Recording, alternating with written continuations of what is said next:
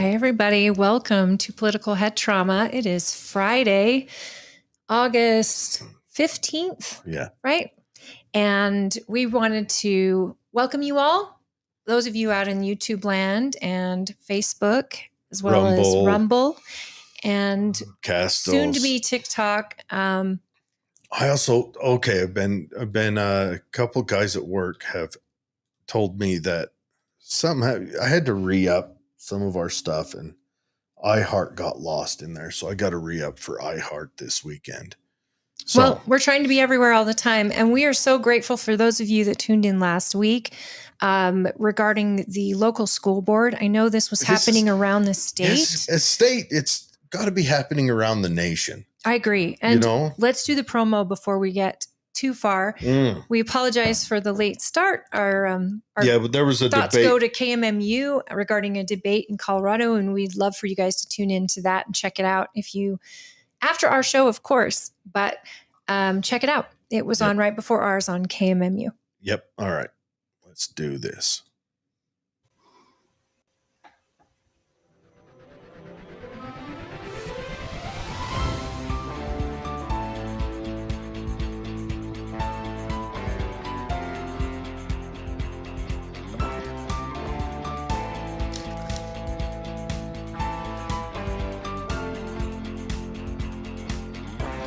Live from Utah's Wasatch Front, the pulse of the Mountain West, where the issues that shape your life meet the truth that sets you free. Across Utah, across the Republic, and around the world, welcome. This is KMMU.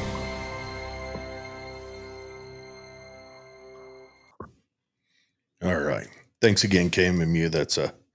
Thank you for the intro and all the support and humana that we get from you. Yeah. Welcome to Political Head Trauma, where if Head Trauma had a podcast, it would sound like this. Heck yeah. So we are excited to talk to you today. We did plan on having someone on the show to go into the school district and the board. We have reached out. I just don't think they wanted to get receipts together, and I think they're still gathering that right now. What we don't want is for you to forget about it.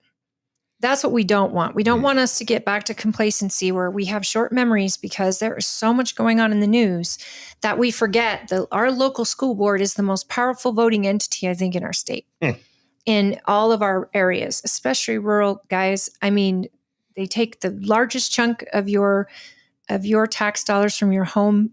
Why did I just have a brain fog? From your property tax. And the hard part, folks, is that there's a cap in our county. They've pretty much met it. Yeah. And I think it's a policy issue. I don't want to just go full bore against the school board. They're working with the policies they're given. However, they need to get collaborative with our state legislators, our Senate, and figure out our state school board, figure out the policies that are wrong or broken and get them fixed. Not just the policies, but find the spending. Where's their crazy spending going? What can we do to budget a little better? Where are we overdrawn? What's worth the money, and are we earning it? I mean, if you told me our kids had an amazing graduation rate, great test scores, our teacher morale is up, our schools are running very, very well, and then you told me that the superintendent is making $250,000 a year, I probably would be fine with it. Yeah. I mean, you get what you pay for. I understand that. It's hard to get a person to work as a superintendent in rural communities. How important is the superintendent, though?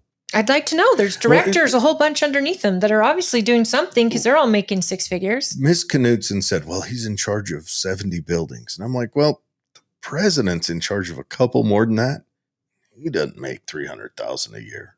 President of the United States? He makes $450, but he doesn't. Oh, does he make $450? Yeah. Oh, okay, maybe. But he doesn't take, the president doesn't take a salary. Well, he donates his salary back to the American people. Doesn't, but being in charge of 70 buildings, I still wonder, is that a bit of heavy pay? I would like to know what the superintendent does. Yeah.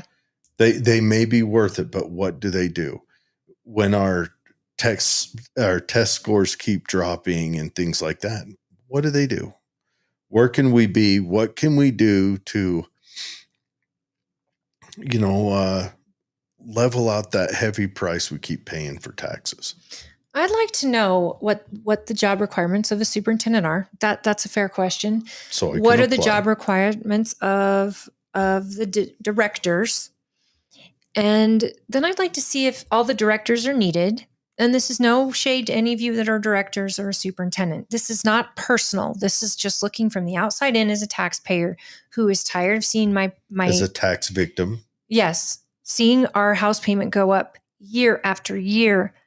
And, you might have medical problems, one of you, and you can't work. You might have a job that isn't giving you more pay. Where's the money supposed to come from other than selling your home? And then you got the county telling you how your home is worth X. So you're allowed to be taxed on X, even if you have no intentions of selling your home. There's something broken in the system. Mm-hmm. And I think every person out there within the sound of my voice can actually really, even school board members can feel what I'm saying. This has to be fixed. This is, to me, it's criminal that you buy a home and you never own it. In fact, you buy a home and the cost just keeps rising. And they say, well, it's only going to be $60 more a year. Who can't come up with $60 more? Excuse you. Who can't come up with? Most of us spent a pretty penny on our house at the time we bought it, don't plan on selling it, want to raise our families there, and want to be able to buy medicine and groceries and, vehicles that we can get to and from work and live our lives. Well, get ahead a little bit in life. Save. Well, here's another thing. Retire. We need to hold ourselves accountable, because we went in last week and we didn't know who was on the Tooele County Board of Education. We didn't know. I knew. I gave the names right out of the gate. Yeah. But we don't know them personally. But also, how tight are we on vetting them as voters? And not just as a show, but as voters. No, the you're right. When we look at the sexy jobs, they fly under the radar, and they have so much power. And again, I think it's a policy issue. It needs to start at the state. Legislature needs to stop with these high property taxes. I want them to get rid of property tax altogether. We should be a state where you can own your property. Yeah. Well, that's 100%. But we need an option. We need a solution that will come in and fund schools where it's needed.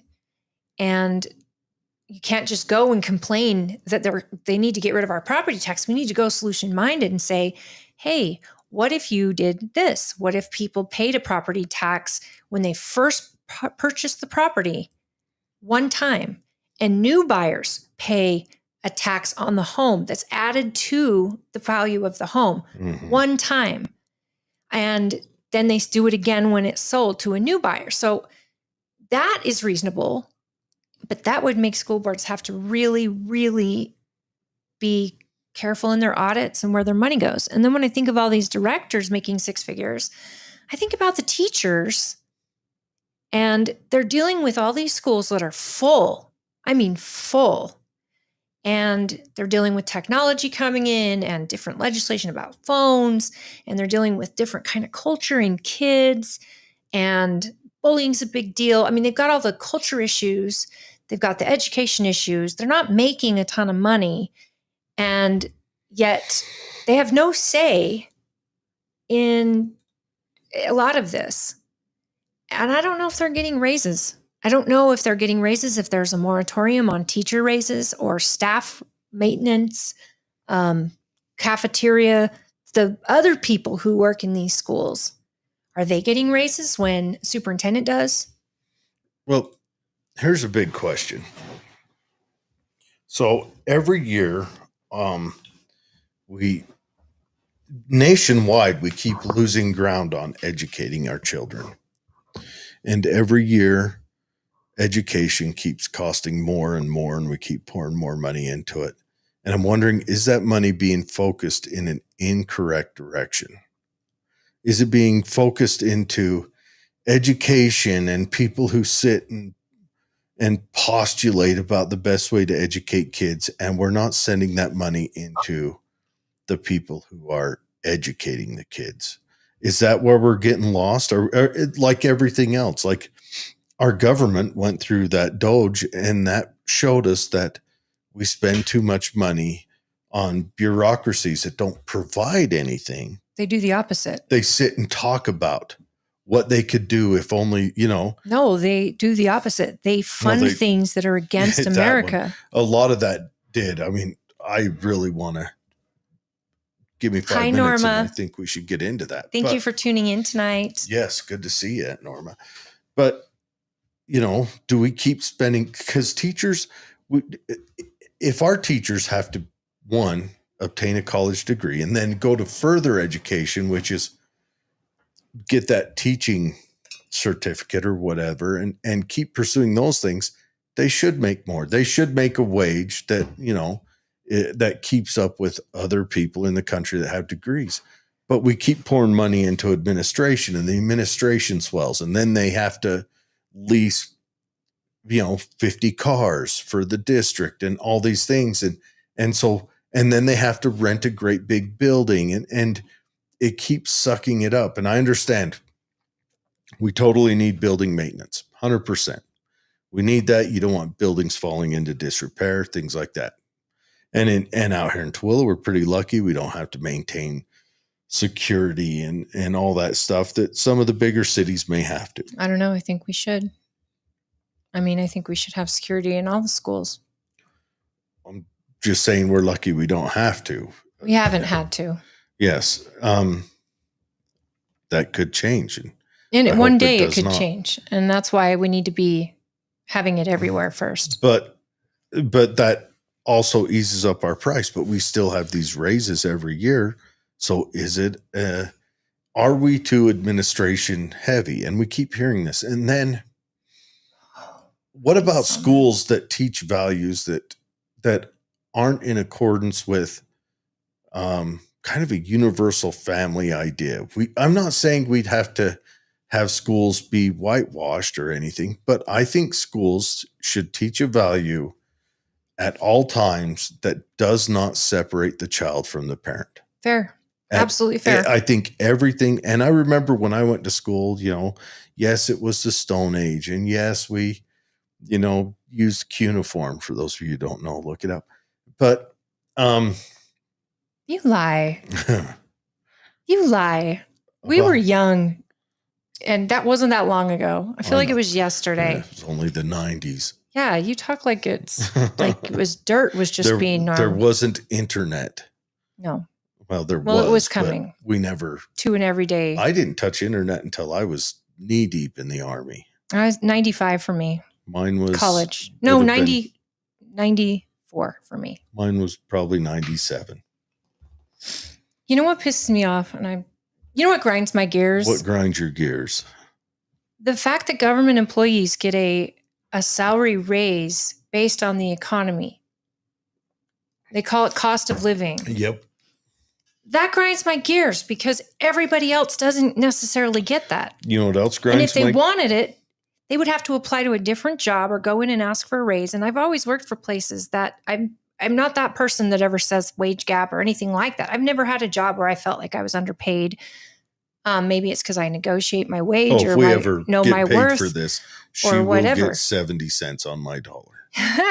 Yeah, that's what he'll think. And what's funny is that you sit through these government meetings and no shade on those employees. Trust me, I'm not saying government employees are the worst. It's not that. What bothers me is the fact that they get a cost of living wage raise when the rest of the public who's paying them doesn't. And that bothers me. Well, that, and they've ballooned. They've got so many government employees. It's depressing that the nation on its designation was to be a nation ran by the people with as small a government as possible. And we've left that long behind. Now our government is the largest employer in the nation. It's just our government's so expensive that they still Well, some just right off the bat, some 25-30% of your money you earn, and then they have to take out loans to afford themselves. It's That's true. a lot to drink in. All right. Okay. PWTW says cost of living increases a common increases. I think he means our common. Are common across the private sector. You'll make way more money and more expensive in more expensive states. That's true. But it's not common for you to be working in a job like either of us have, and they go, "Holy cow, this economy is kicking everyone's butt, and everything's so expensive. We're going to give you 3%, 5% raise." You have to be there for a certain amount of time. You have to have an efficient record there. It depends on where you're at. Not every business gives you cost of living every year. Some of them go in every couple years, and then like where I work, about every 5 to 8 years, they do kind of what do they call it, a census, and they do a census for the local area for the job field you're in, and they adjust your wage by that. And there's been times that we'll have businesses start up out this way that pay crap, and then they'll do a census, and that will lower your wage. Now, they won't take that money away from you. You just won't get any cost of living increases for a few years. Every job I've ever had, I've never gotten a cost of living increase. My job does it, but of course I work for a substantial company. Right. But small mom and pa's, they don't always do it. I've worked for hotels. Hotels. Yeah, that's such a rough market. Hotels I don't know half about the ins and outs of it, but I do know I've worked in radio. Yeah. Giant radio. So they never said, "Hey." There's no universal on cost of living and things like that. I think in other states like California, yes, the wages are a lot higher because the cost of living is higher. Everything's higher. Taxes are way higher, but the cost of houses are way higher. Which is why Utah has so many Californians. They realize, hey, they're saying my house is worth $2 million. I'm going to sell it, go buy a big house in Utah. And also they don't property. The smart ones left, I think, the minute they filled in that skate park with sand for COVID. Hey, Jordan. What's up, Jordan? Jordan says, hey guys. Hey, Jared. Hey, Holly. Party with Jared and Holly. The government employees have been bad and corrupt. It's gotten greedy. It's pretty sad when people strive to be a government employee, like that's an ambition. I don't think that was ever in the cards. And I think when we became this permanent state, it was really the end of World War II when we kept our active military numbers high. And then they just kept growing through the Cold War years. And then when the Cold War ended, all the promises through the Cold War was, we're just doing this. We're doing this to fight the Russians. And then when they ended, they just kept doing them. And so now our military budget is higher than it feels like our government every country shops around the world it used to be for places for us to invade. But I think they recognize that the populace can't stomach that. So now they're on to places they can militarily and financially, logistically support at our cost. And I think hopefully they're going to recognize that the populace can't stomach that either. They can't stomach that when we have property tax that, is substantial, and we don't get to own our property. All these things have rained in the same time. The last 100 years has been an interesting time when you lay it out. I mean, they did the federal bank. They took away the gold standard. At the same time, they made the dollar the currency of trade around the world, but they devalued it to where, if you started putting money aside in 1900, when you turned around today, it'd be worth nothing. It'd be worth less. Yeah, but they bought Alaska for $7 million. Yeah. Well, 2 cents an acre. Hey, I wanted to say something about government employees. If you're talking about the federal government, there's a lot of people our local government, for the county clerk's office, for example, they just did an election on Tuesday for the local municipality races. So I hope you guys all participated in that. But I'm just going to throw out the clerk's office, for example.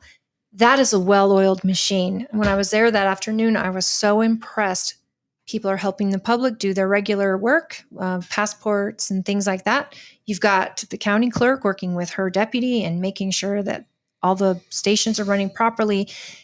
There's a need for government workers. We have to say that, because an election, for example, wouldn't go smoothly if you did not have well-trained, hardworking people. Yeah, I'm not saying. So we're not bashing federal I'm not saying government they're bad. employees. And Jordan, I get it, because what we've seen in our bureaucracies in the nation have been ridiculous.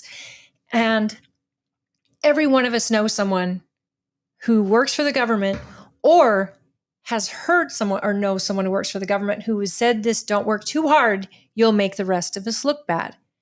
There's almost an agreed upon there is some mediocrity that comes with a lot of government jobs. I think our biggest damage is where at the end of the fiscal year, they've got to hurry up and spend all the money. Well, if they don't get the same amount the next year. And I worked for the government, and I remember they'd come, mid-August through early September, and they would say, this is how much you guys have to spend. And we would go on a shopping spree. So anyways, lots of comments. Norma says, they just raised the value of my cracker box from $3.17 to $3.95. I might be able to sell it for $2.80. Yeah. That's too bad. It's not too bad. I think it's good. I mean, it's not, because she's paying on $3.95, but she thinks she could sell it for $2.80. She could sell it for more than that. Go sit down with the assessor. Just the land Joy alone. Peters is an amazing person in the county, and have a meeting. I found out everyone I know that got hit quite hard on their taxes in Grantsville were people who sat on over a half acre.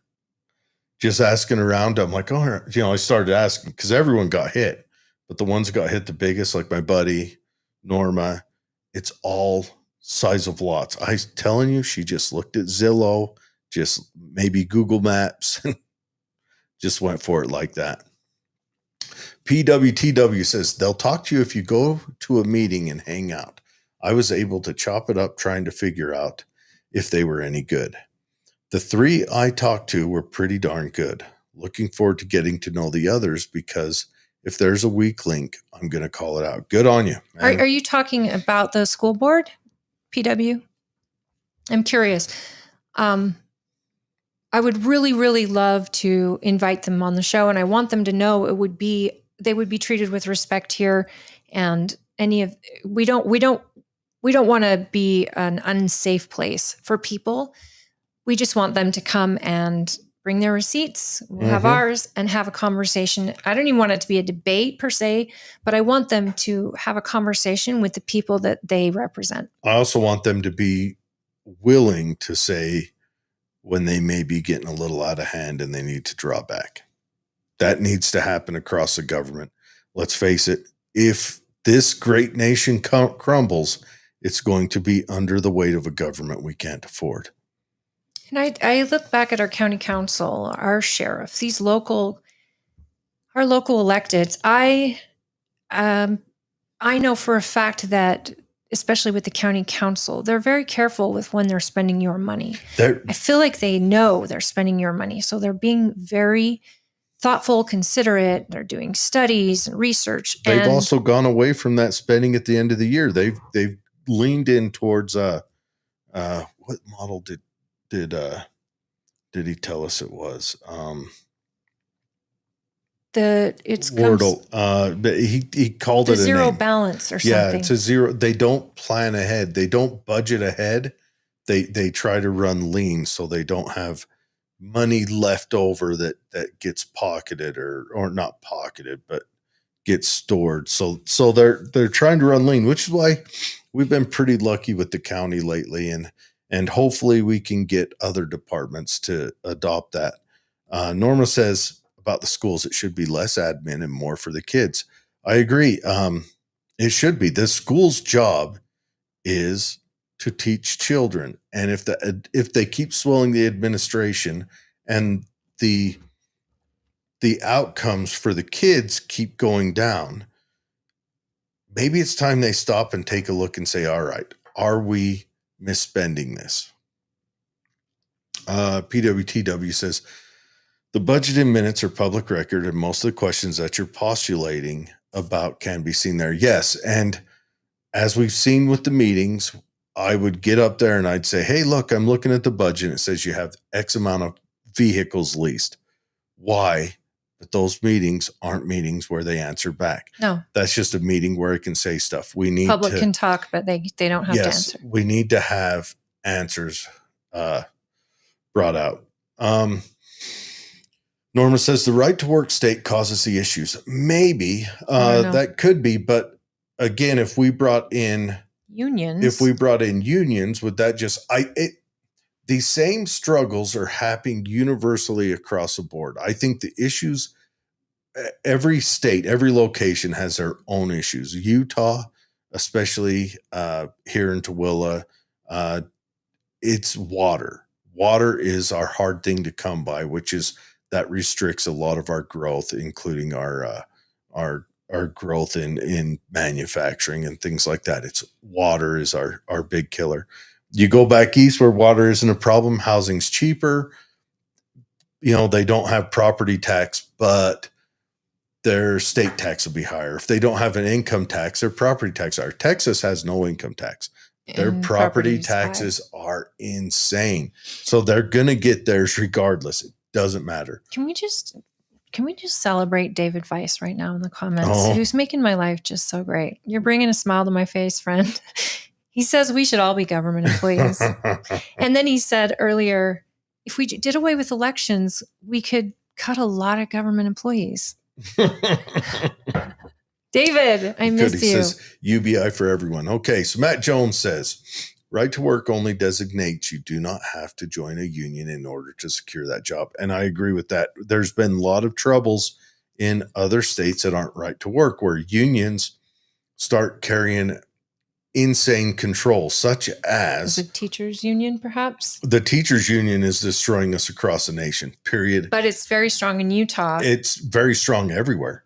It dominates everywhere. And that's the Faustian deal that Carter made with the teachers union to bring them and nationalize them. And maybe we'll see with UAID going away how much funds were going into unions like that were stopping conservative cities and country or states from trying to take some of the culture problems out of the schools and get focused on learning. And there's a teachers union in our state that is constantly up there during session, and it's like, wait a minute, we all need to agree that the curriculum shouldn't be political. We should be talking about families. We should be talking about making independent, strong human beings that can someday support themselves in this with skills and with knowledge. And I've just seen teachers unions do some crazy things. Yes. Well, it's not just teachers unions. There's lots of unions. David says UBI for everyone. Norma says you can be fired if you try bringing a union in Utah. I can understand that we're a right to work state. It's true, I've worked with a lot of places where a union would just you can also be fired not for be good.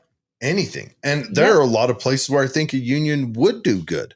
And circumstances, but then you get in there and you're forced to join a union, which does offer protections, but then it's also adding in another level of bureaucracy. You have to pay out of your paycheck, whether you want to be a part of it or not. In Utah, you don't have to. They just changed it in Utah, so the teachers don't have to pay. Yeah, but the union that I could have been a part of when I worked for the government, I did not have to. You weren't required to because Utah had that protection so that you weren't forced to. But in other places you were, and you were forced to abide by what the union said. That goes for the cultural ideals and everything.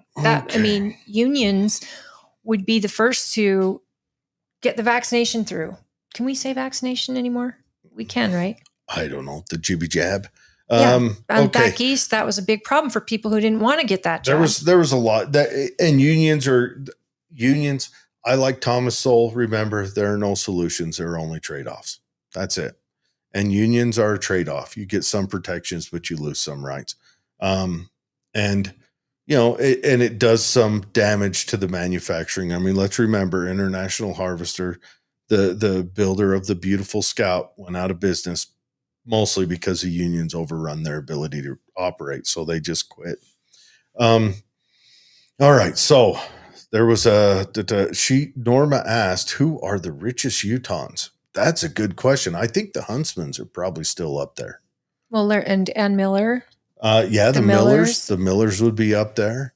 You have a lot of rich people in Park City that own property and Lehigh, but they're not out there with their names. And there's not a lot of Utahns that are, I mean, there's rich people who made their money in movies that move out here and in other things that move out here. And we got I'm tech curious coming why in. You're asking, because I think one of the problems we have as a culture is that we want to charge the rich more and think that that's a solution. And personally, I think it is not, because I think Margaret Thatcher said, you keep taxing the rich, eventually you won't have them anymore. They'll move. Well, she says, yeah. And the truth is, eventually, why should someone who's been successful, and most of the time wealthy people are job creators in some way, shape, or form.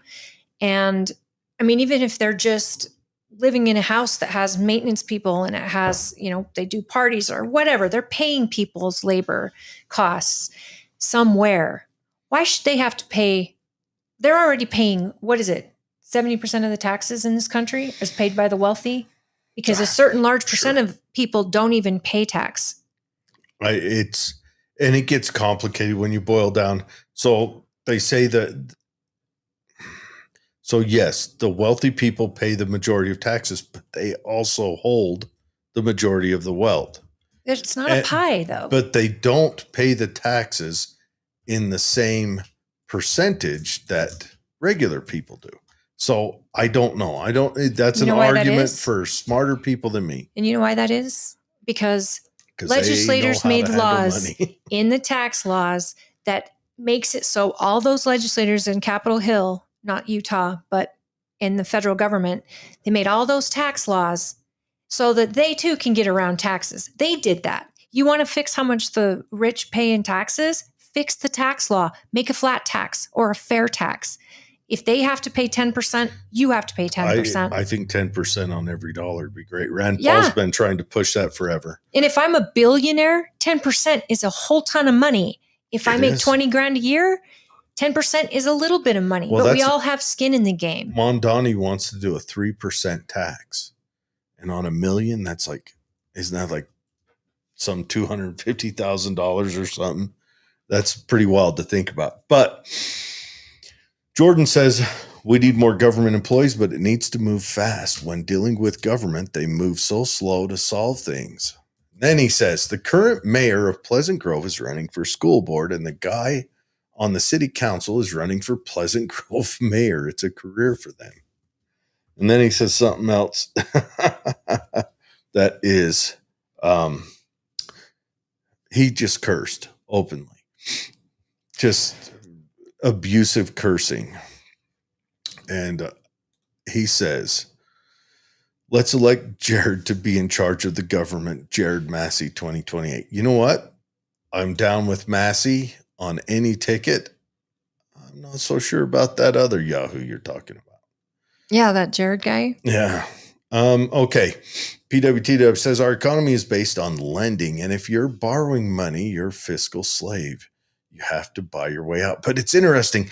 But the wealthy people continually borrow because they get dividends on that borrowing, and then they store their money in.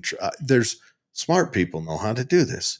I am not a smart person. I don't have much money out and borrowing. But yes, our economy, it seems like our whole world is built on lending, which, let's face it, the money that you have in your bank is money that was borrowed at some point, because now that we've gone electronic, it's even worse. Every time someone gets a loan, it's money that just pops into existence. Hey, it was banks that made China actually thrive. And it was the president of China going to meet with the president of Japan and said, tell me how you did it. Tell me how you changed your economy. And he's Tell like, me how about many this banks do you have? zombie economy. They had four banks, like 4,000 banks in their whole country. And he's like, you need to triple that. You need to quadruple that.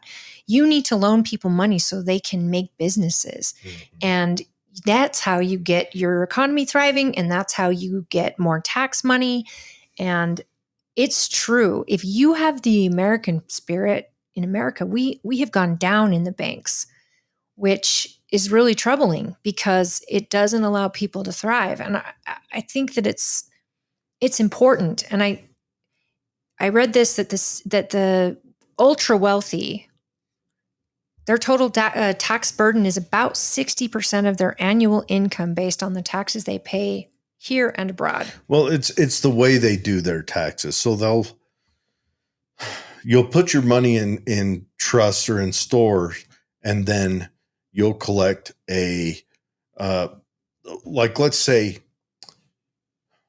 something you've done makes $10 million a year, but you will take an income of $400,000 a year and pay taxes on that. And that other 10 gets to sit and grow somewhere else. And then you'll take loans out on that and pay that loan. Yes, they pay for the roads, they pay for the police, sure, they pay for and I'm the not federal government. So they're paying like 90% of the taxes when the middle class is paying 10 and lower class pays 0. They pay 0. It is true. They pay it, they loan it to the government, and then they get it all back at the end of the year. It's also they also hold 98% of all the wealth. So that's where the split comes. And so I'm not disagreeing with you, and I'm not saying the system's even wrong. 98% of the wealth. What's to stop anyone else from coming up with the next great idea, the next big plan, 100%, to not get the wealth? I don't think it's a pie. 100%. How about where's the biggest wealth generator? That what's his name? Leon Fisk, the guy that runs BlackRock. Do you think you could go out and start a bank tomorrow? No, but I have no interest. Do you think you could start a bank of original resort? Of what? The bank that the money from the Fed first goes to. The people who gets the I'm not loan. saying there's not corruption in money, but that's not everything. I mean, there's single moms making 200,000 to millions on TikTok. Are they part of this wealth pie you're talking about? The 98 on TikTok? Some are making millions. And then you look at Mom Talk, they're definitely making millions. I don't know what any of that is. But anyways, I'm saying that's not a pie. There's out there for everyone. But who wants to dive into that? Because I'm not going to stand here and justify the system we have. No, I'm not going to stand broken here and demonize it.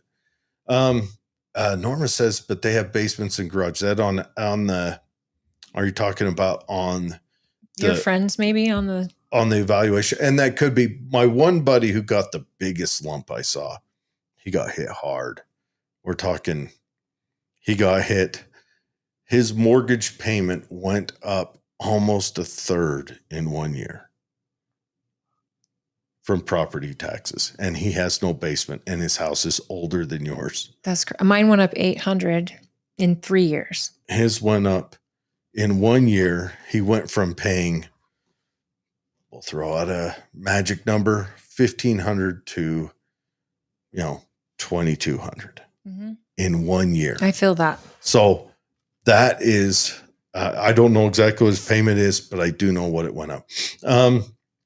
PWTW says, I asked the board about 5-year plan, and it's very difficult because funding is determined in such sort increments. Getting your student counts only a year in advance isn't a long enough projection. See, that's the tough part where they hire administration, but the student body is dynamic. I think that's where they need to cut back on administration. Move administration out of the purview of the school district. So school district only includes those that have direct contact with the education of children. Okay, but I'd like to add to this point. That's the problem. We're literally acting insane. We aren't building schools big enough because they're not looking at projections. That isn't the school board's problem. That is a procedural problem at the state that needs to be changed. Because when that school here, that collegiate school was built, when you look at just the developing, oh my gosh, I'm having brain fog. When contracts that are out at the county for requests for development, just those alone, at the time that school was being considered, thousands of new homes in the next 5 years, say. They couldn't build the school based on a 5-year projection, which is insane because the school board should be able to get with the county. What's our projection for this area? How many students do we expect? Let's build a school that fits at least that many students. And every year they reassess it. But that's a state problem. The state needs to fix that. I don't put that on the school board. Those schools should be built to fit the community they are going in. And if you have to not have an atrium, or you have to not have an amazing football field, or it's got to be focused on studies just so you can accommodate all those kids with a good learning facility, maybe they'll spend better. Yeah. But we're a culture that loves our sports, and we're a culture that believes that we love our kids. We love our kids. But we need to focus more on we love the education, and we got to love these teachers who are supposed to teach our kids to love education. There are teachers who do that for very little money, and then there's teachers who do it for that little bit of money, but they don't do it well. And and you can feel it. You can feel it in your child, in how they learn. You can feel it in your teacher meetings with them. In the morale. Yeah, their morale is terrible the sometimes. Teachers' morale, the students' morale, the all of that. We're failing at something in our school system. It needs to be rethunk. And our teachers need to be taken care of. PWTW says HB 287 made it illegal for state employees to unionize or do collective bargaining. They took away their voice at the legislature. I am an opponent to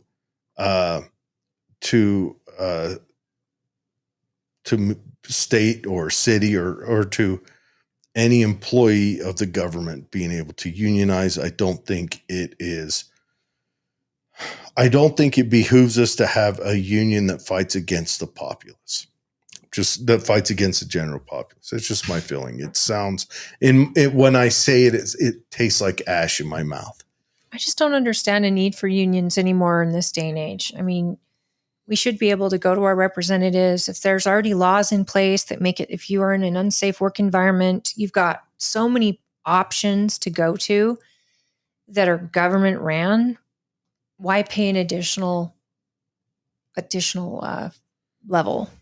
All right. HB 287 made it illegal. You read that. Oh, I read that. David says, if there's a national debt, then I still think it should be paid off with the death tax until the budget is resolved. No, and that's a heavy. Absolutely not. Well, that is one way to look at it, that you take the money from the dead, but then again, you're only punishing the offspring. So I don't know. No, because the dead, and David, I've fought with you on this a million times. These people have paid tax from cradle to grave. And the only bit they can carve out for their children or for their favorite charity or to just cover the debts that they have in life already, the government's not entitled to that because they can't spend properly. I think that is the biggest theft tax next to property tax is the death tax because people are taxed on every tiny thing throughout their entire life, everything. And any money they've been able to carve out and save should be theirs and their offspring or their choice where it goes. Yeah. Period. The end. They shouldn't be paying the federal debt off when it's the federal government's mistake. This whole government's a voluntary thing anyway, right? Why don't you just send a net message to the richest people in the world and say, hey, we would like you to pay off our debt. And you know what they'd say? Not a good investment for us. You guys don't know how to spend money properly. In my business, if I spend money like you, I wouldn't be the richest guy in the world. You need to do it properly. Maybe then I'll see it as a good investment. Yeah. And then welcome Doge and whatever happened to Doge. Well, some money got shaved off and the Republicans wanted to spend it. PWTW says it's not fair to demonize the wealthy people. There are definitely some dirt bags, but for the most part, the ones that I know are heavily philanthropically minded and are trying to do good works. But you'll never know about it because they keep it private. That is very true. I mean, let's look at the Huntsman. The Huntsman Center is doing groundbreaking research on curing cancer, and that is a wealthy person that funds that. Yeah. And that's like his that's kind of become that family's legacy. And I mean, I think that's fantastic stuff. I do not want to demonize people who have wealth. I just like clarity in everything that's described to me. I don't like stuff to be veiled or hidden. Okay. PW says, if you don't have a tax accountant, you're losing thousands of dollars a year. It's the highest ROI of almost any investment.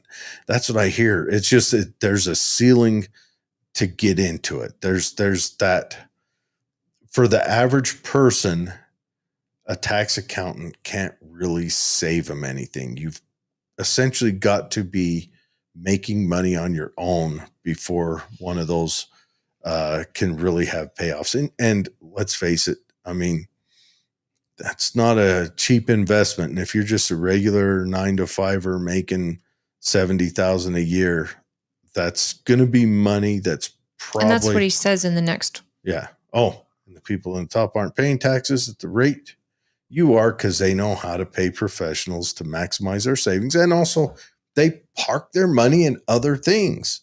Yeah. You park your money in art. You park your money in investments in businesses that don't come right back to you. But there's a ceiling to get into it. I consult with International Industrial Bank. There are good facilities, but you need to be really wary about borrowing anything. Leverage is good, but you need to leverage perfectly. I agree. There are unlimited funds to be gathered by anybody who wants to acquire the skill and relationships necessary. The room at the top is unlimited, but they're repressing you through lending. It's highly intentional. Then school board members are in the schools all the time. Are they? Could be. I may be completely wrong about it, but I feel like if they're going to keep raising the cost, I had better see the numbers coming out, the national report card, or even I want to see a report card every year for our county, our district, that shows that our students are having better outcomes. And he says, I could run a school district like we can run a similar size business. We would have everything, but there's too much red tape and regulation on the way that funds are distributed. Teachers Union. Well, I mean, we need policy change, but we also, if an unincorporated city decides, hi, Mom, if an unincorporated city decides not to be a city anymore and go back, the school board gets that property. Yeah. Well, not just that, but if your property gets taken by the state, school board gets that property. The funds offset everything. School board gets dominance on everything. The school. Oh, by the way, 98%. Okay, 50% of the earners who contribute almost all the nation's federal taxes, nearly 98%. The bottom 50%, individuals making about $46,000 annually, account for about 2.3% of the country's tax receipts. So the top 10% incomes, in the top 10%, incomes of at least $169,800 pay about 3/4 of the nation's tax bill in this analysis. So when you think about the top 1% pay 90% of the taxes in this country, that is crazy. And when they consider you in the top 10%, if you make under 200,000, that's also crazy because we're paying directors and superintendents 10% of the income of this country. Like they're making the top 10% of the earners when you put it that way. Wonder how much our superintendent pays in tax. Anyways, he says, no, there are sectors where you need unions or else the corporations would drive wages to the bottom. Maybe, I don't know. I happen to believe that when Henry Ford decided to pay his his employees' wages so that they could all buy Fords, it actually kicked off driving the wages up. Now, yes, when the National Auto Workers Union got involved, they drove the wages up crazy high, which I heard sometime. You know those little RC trains you can buy? Yeah. The people who build those are part of the National Auto Workers Union. The highest paid toy makers on earth. Really? On earth. But anyways, so yes and no, maybe. I don't know. I still don't think that I'm not opposed to unions. It is what it is. I'm not pro-union either, but I am opposed to public sector unions. I don't think that would be There's a union in our government. I know. I don't think 3 of them for the same. Remember we talked about that? There were 3 unions for one department. It was insane. We shouldn't have unions within our government. They're literally the government.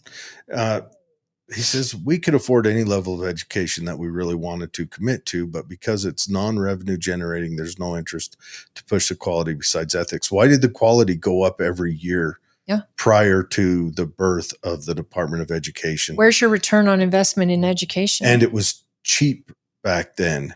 Why? What did we lose? Did the Department of Education get born at the same time that the United States citizens suddenly became crappier people, or is there a perverse reality that's happening there? But yeah, in college, if you went to college and you could study things and you were on a pathway that got you to the career you had in mind, regardless if you took out a loan or you paid your way through college or you paid off your loan, whatever. What's your return on investment? And tell me why tuition kept going up and up and up, but the exact same lessons were being taught. The kids aren't getting a better education because they're paying $100,000 a year. They're getting the clout of whatever school.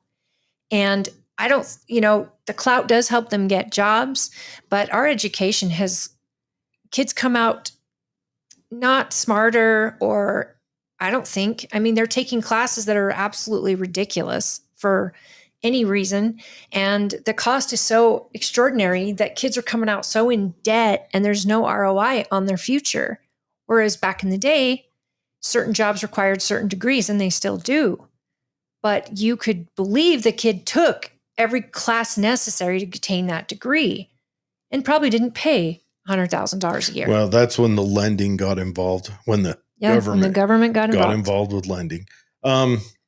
Dave says it's never the voters' fault for our debt. Yeah, well, tax accountants are like $300 a year for the average person. Send me the link to that tax accountant. I remember I looked for one for my business, and that was the monthly cost.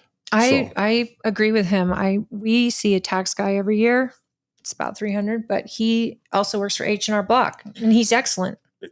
Well, yeah, my person that does my taxes, but the person to... No, he helps us through what we need to do. Like, here, do you have this? Do you have this? Do you have this?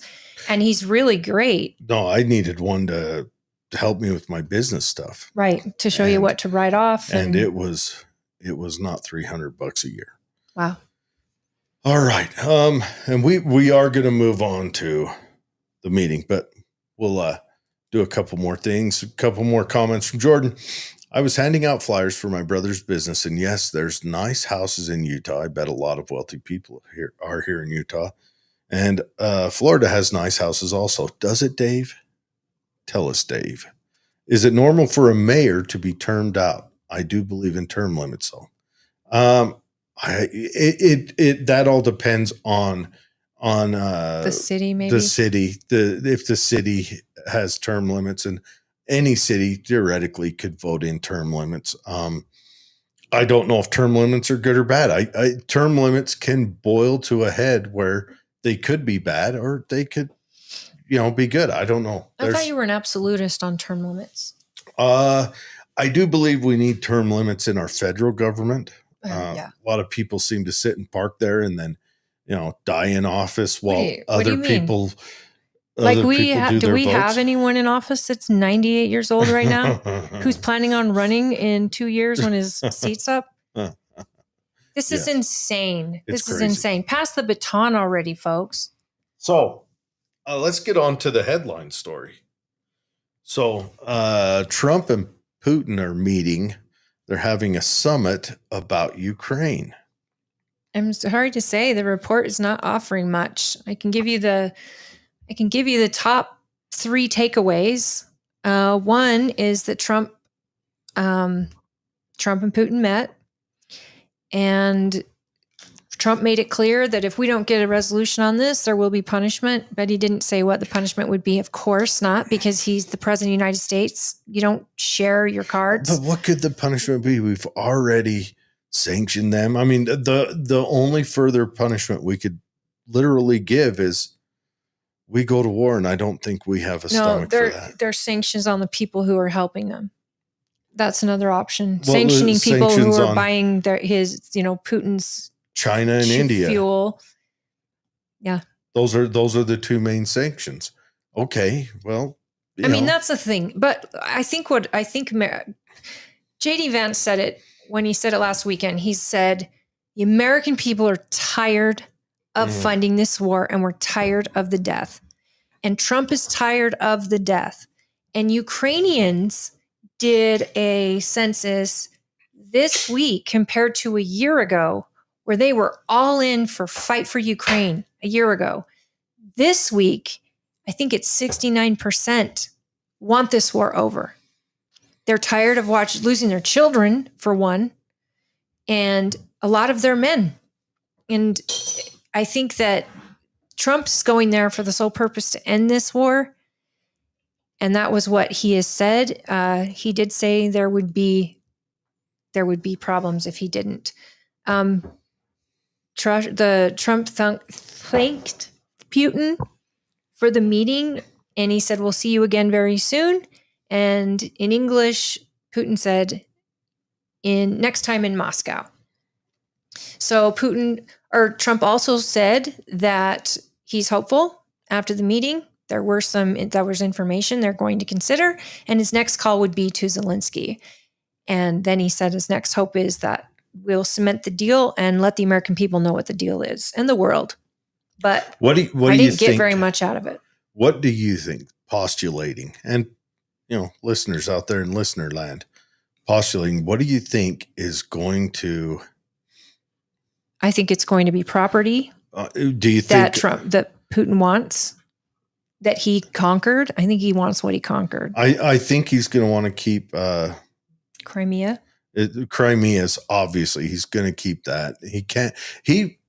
Economically, Russia cannot give up Crimea, and I think he's going to try to keep the Donetsk, because that offers him a pathway from Russia into Crimea. I think they have to keep Crimea militarily.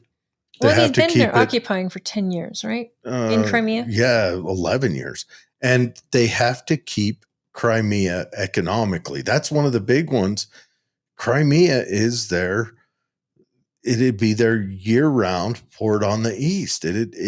Or on the west. They have to keep it. They have to keep that access to ship goods. And right or wrong, whatever. I just think that's going to be Putin's ask. Now the question is, will Zelensky go for it? And I just want to throw out there, man, Ukraine, if you guys give up land, that's terrible. I don't like saying it was an illegal invasion, because legality only counts when you can enforce it. Kind of proven that one can't be enforced, or there's no stomach for enforcement on that one. But I think it was the invasion was bad regardless. I mean, just Putin invasion. Well, let's be honest. What Zelensky was doing with Biden was also bad. Talking NATO and threatening NATO and all this other stuff. 100% agree. I think both sides are at fault. I know that Trump had made it clear to Zelensky, if you don't agree in this, if we can come to the table and you are just like, no way, no how am I ending this war, then America's pulling out and not helping anymore. Here's my big question. Remember Kamala Harris, it was like 2 weeks before the invasion. she was at a talk at World Economic Forum or one of them lizard people meetings. And she said that the Ukraine is going to join UN. Do you think that was a mistake on her part? Do you mean not UN? You said they're going to join UN. Yeah. I thought you meant the other one. Or NATO. NATO. Yeah, sorry. That they were going to join NATO. Do you think it was a mistake? Do you think that was a mistake? Because I've often wondered if that was kind of a final straw that made Putin, raise the red balloon. I mean, you could see it because that wasn't said out of the Trump administration. They were gathered on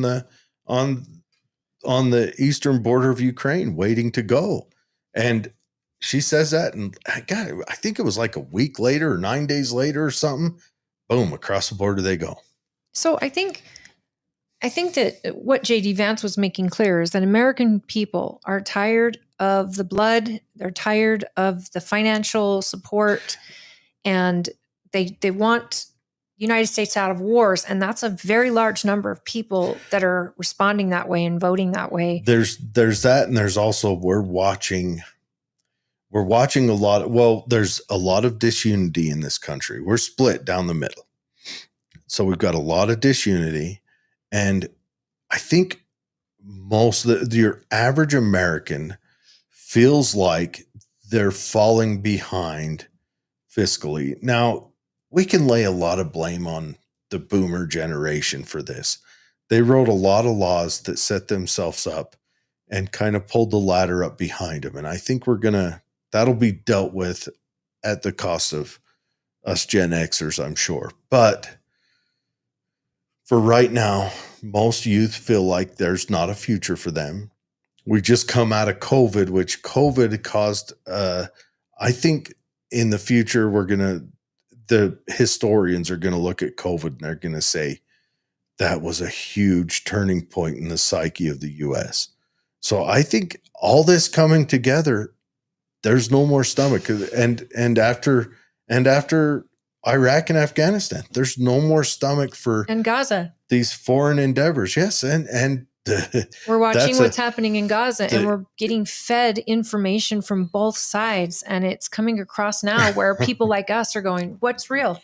Which is to be read to believe. The Israel thing is going to cause Israel. They're not going to have any support in 20 years from the rest of the world. Because the view, just the visual of it. I'm gray on this. You said that 2 years ago. I did, didn't I? Yes, you did. It's kind of interesting that a guy reads the tea leaves, and the guy's a retard, and he can read these tea leaves. I don't know why these geniuses. He's referring to himself. So I know we don't want to necessarily dive down the rabbit hole of Gaza Strip, but there are reports of people starving, and we did talk about that last week. The people starving, and then you also have reports of the UN dropping food in what it's like bigger than a Walmart parking lot, full of food, and they can't get it to the people. It's just sitting there in this parking lot, and they're saying that the Israeli military isn't letting them take it out. What is real? I don't know. And how do you determine what is real? Well, and Israel, they tend to hide behind this. Well, they were a member of Hamas. They blew up that journalist from Al Jazeera the other day, and maybe the guy was a member of Hamas. I don't know, but terror is merely an ideal. It's not a face. Can that answer be your solution for every question right now? That's like the lefties, how they called us fascists. Every time we turn around, you're a fascist. You're a fascist. Now fascist means nothing. No, Nazi either. It means nothing. But if you're shooting into crowds, you are breaking the Geneva Convention. You are doing a war crime if you are shooting into crowds, even if it's above their head or at their feet. That's a war crime. And apparently the IDF is doing that, from what people say. And the food is set up in combat zones. which is also a war crime. You don't send innocent civilians after food that are starving into the middle of a combat zone. There's no water being dropped there because water is too expensive to haul.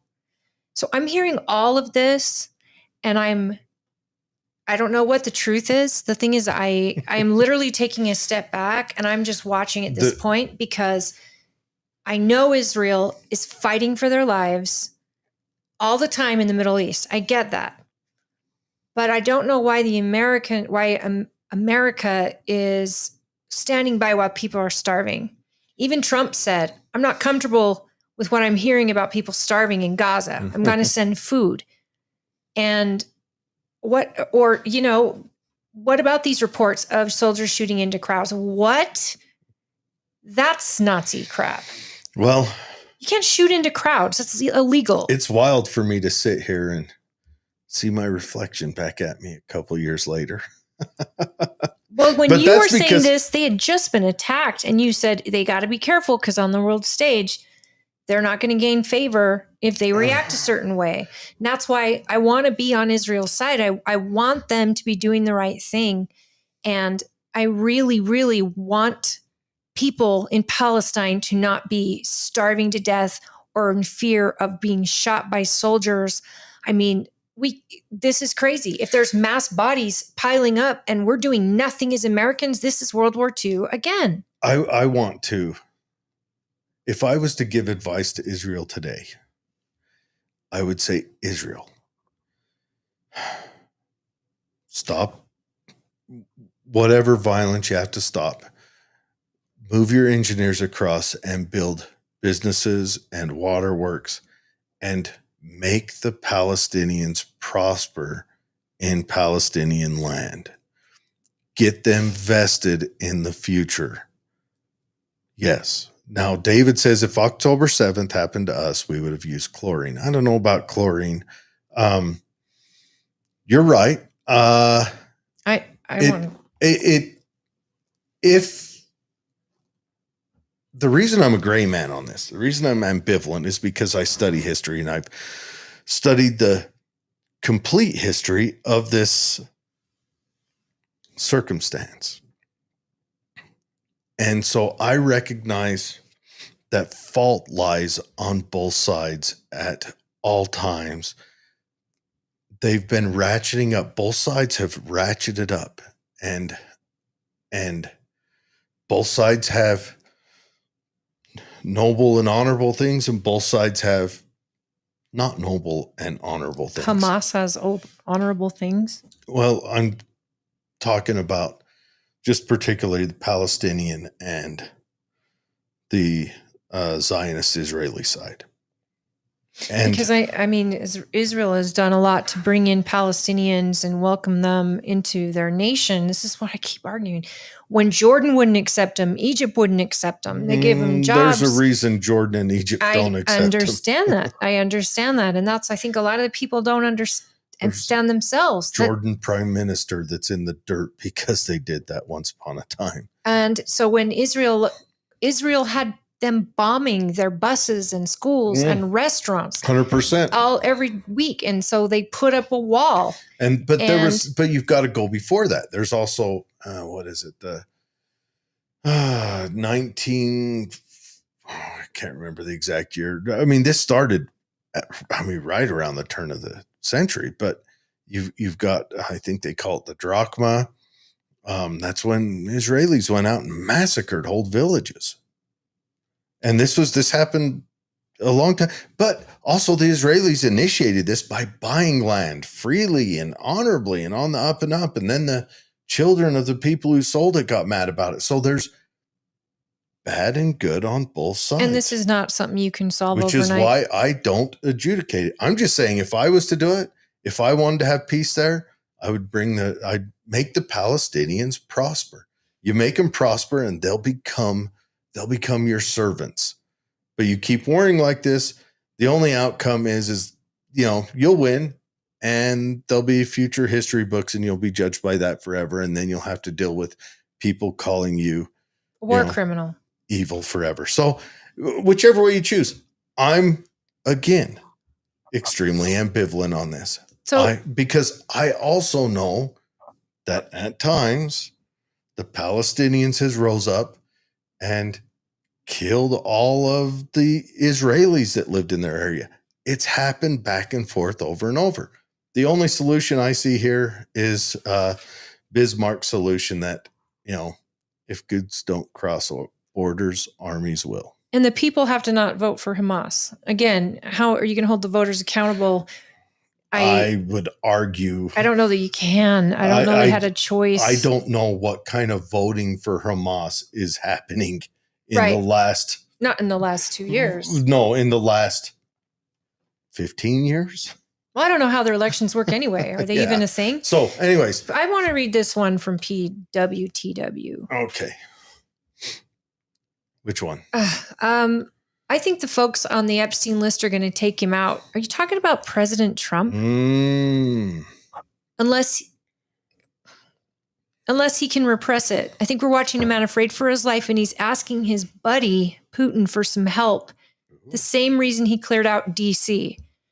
I don't think this is about Ukraine. I think he's being blackmailed. If the people on that list are as influential, can I just say, this is common sense. Wow, that's a wild thought, though. If Trump is on that list and he can't fight it in court for evidentiary purposes and show proof, they would have had him 5 years ago. No, I think he's blackmailed. No, hold on. That's a cool thought, PW. And one of his administration officials was attacked by a gang of thugs in DC.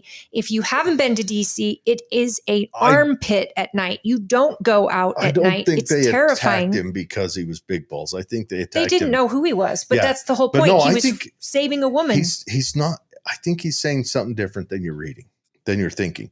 He's saying Trump is scared and being blackmailed and has to get Putin's help. How would he get any help from Putin? I don't know. That's a good. What if this Epstein list is international? And maybe that's just I guarantee it is. That would make a cool movie. I guarantee the Epstein list is international. That the president is trying to gather strongmen to his side to help him fight an international evil ring. You could write it either side, good or bad. I mean, that's just cool. However you want to write. The lefties could write a movie. The left made up a whole story about Trump and prostitutes and doing disgusting things while he was in Russia. They made that whole thing up, and they had to make it up. You know why? Because they didn't have anything on him and all the other stuff they've had to make up. You think they sat on him being in that Epstein list for all these years through the whole Biden campaign without destroying his ability to run for president again by just showing the list? They didn't do it. One, because either Trump could go to court and get it all pulled out and call out everybody else on it, or they would keep it to themselves because they're on it too. Yeah, because everybody else is on it. And Trump doesn't need Putin's help. He doesn't need anything from. You're saying it's like maybe a look over here because I've got to get you off the Epstein list. I like where his head's at with that. That's a pretty cool thought, because that's, imagine in the future when AI takes over our entertainment and you sit down and you tell your VR glasses what movie you want to watch that night and what you want the star to look like, and all that stuff. And the left will be making a movie where Trump is like the leader of the Epstein thing, and the right will be making a movie where he's the John Wayne hero of it. Did you hear that? First of all, I didn't know that Jeff Bezos bought Paramount or whatever, or one of the movie companies, and he did a tweet saying, "Hey, who should we make the next James Bond?" Like, he's super excited. Oh, I heard and about then he said he's making his wife a Bond girl. A lot of boobas. Seriously? Boobs out. There are 3 cuts to clown face. And I'm telling you right now, if I'm ever on number 1, number 2, you better warn me and be like, what is clown face? When you go under the knife. What? His wife has gone under a lot. Oh, the plastic surgery. You're 3 cuts away. Well, look at him.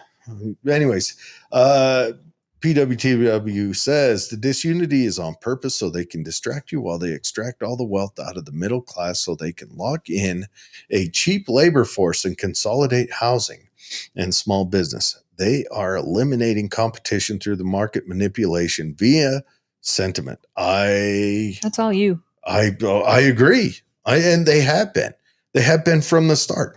The Federal Reserve was designed. They came out and said back in 1913, they came out and said, this is going to be so we stop booms and busts. And then we had more of them after. And they also, the guy who wrote it, the senator who wrote it, came out on the floor and spoke against it because he was such a snake. He spoke against it so that people that were left there that weren't on their team, because they voted for it during Christmas Exodus, and so that the people who didn't like him because he was a snake would vote for it because he spoke against it. It is insane. Can we talk about insanity for a minute? What's happening in DC right now? Our House is gaveling in every day just so their president can't get his judges passed while they're in recess. Why is my Republican Party playing games like this? Go to work or gavel out so the president can get his judges in place. This is asinine, and we need to ask Celeste about this, because Michael Johnson has them gaveling in every single day so that Trump can't appoint through recess appointments, which is his legal right to do. So you either take your recess or go back to Washington and get to work. Tell me I'm wrong. You're not wrong, but this is blatant disrespect to the president. I'm laughing because you think there's solutions that come out of DC. It's not solutions. We've got these people that we need to fill these seats. We need to fill these seats and get people in them. The Trump has done this. They're not picking it up, but they decide to take their recess with all this waiting. And our president, their president, the one they all ran saying they would support under the mandate of the people of this country, our president can't get his people through because our Congress is on a recess. And they're gaveling in every day just to keep him from doing that. And we have the majority. Holly should be the Bond girl. You do awesome. That comes from Jordan. Oh, Jordan. Yes. Thank you. I thought you were saying that. Let's give her a name. What name would we give her? Be kind. I am a mom. Thanks for the comedy break there, Jordan. I needed it. Let's go back to PWTW. No, there's it's not fair to demonize the wealthy people. There are definitely some crap bags, but for the most part, the ones you did are heavily philanthropic. Okay, mine did. Mm-hmm. Well, that's when we. Oh, that's right. To keep it bled private. Into the Huntsmans. I'm sorry. You're right. There's a lot. There's. Mine's not updating for some reason. We're living in it's a wild world, and yes, the controllers are going to continue to control. I don't know if there's a way out of it. Like, I would like to know. This is something I should dig into. So, and I think they probably did. So you had the bankers and the quiet people, the people in the shadows who ran France, for lack of a better word, with Louis just as the front man prior to the revolution. And I'll bet after the revolution was over, those same people were in charge. And maybe Napoleon's loss, which some could argue, because he kind of quit going to the bankers. Remember, he sold us a little piece of property there at the end, which meant he didn't go to the bankers. And that was when he was done. I know, but let's talk about like now, the effects now. I mean, our government has got big problems. And I think the number one problem is the bureaucracy and the policy that is written in a way to keep them in power. And that is the absolute opposite of what the Constitution asks for. And we've just left the Constitution in the dirt. And I don't want to see Republicans doing that. And I made that absolutely clear. We elect Republicans back and we give them back all three houses, and you get What if it's the party telling all of the elected Republicans to do this? Then the party needs to be revamped and refixed. But I don't hear that. And I am in the party circles and with an RNC. So I'm not hearing that. If anything, they'll be pissed too that Trump's not getting his people through. I imagine the average party person will. But then again, Could it all be a smokescreen and Trump's in on it as well for a reason? What's the not reason? know. That's the question. We may not know the and reason. Then the thing in DC, I love that city. I love it. It has got a special place in my heart forever and ever and ever. My family memories are there. Yearly, the police memorial is there. My heart is there. What I hate about DC is the only time I would dare go is during the police memorial week because I actually feel safe there. He's not wrong. And that is a federal property, and they need to get their laws are that you can't prosecute teenagers past adulthood. So if a 14, 15, 16, 17-year-old decide to commit murder or carjacking with a deadly weapon or whatever it is, the longest sentence they can get, they're free at 18, is until they're 18. I read that needs to be fixed. Fix your city. I read an interesting story that like in the early 1800s and up almost through the Civil War, DC was the Congress kind of acted as a city council for DC. They would on the floor of Congress have votes on whether to repair, different parts of the city. Do we need to fix a pothole? Well, it is a district. It's not even a state. It's just wild to think about. They're like, hold on. We got to stop all this, running the country thing. On the corner of 4th and Kansas, there's a pothole that we need to fill. Well, and I imagine they would because they wanted to do it's just the Lincoln Memorial and the Washington Memorial. This all happened within 100 years of like Hamilton dying. They built the Washington Monument, and it's hilarious to think about. It's a district it's not even a state. So I get the federal government going in there. I don't see it as a distraction. I think there's a lot of cultural. All these major cities are having either protests or violence against the ICE. And then you had that big thing happen in Ohio where the lady, her name is Holly, gets clean knocked out trying to protect a man from getting killed by a group of angry people. I mean, our culture is changing. And I think last year's vote, people wanted safety and in this country, like as a broad vote, we want people to feel safe in cities again.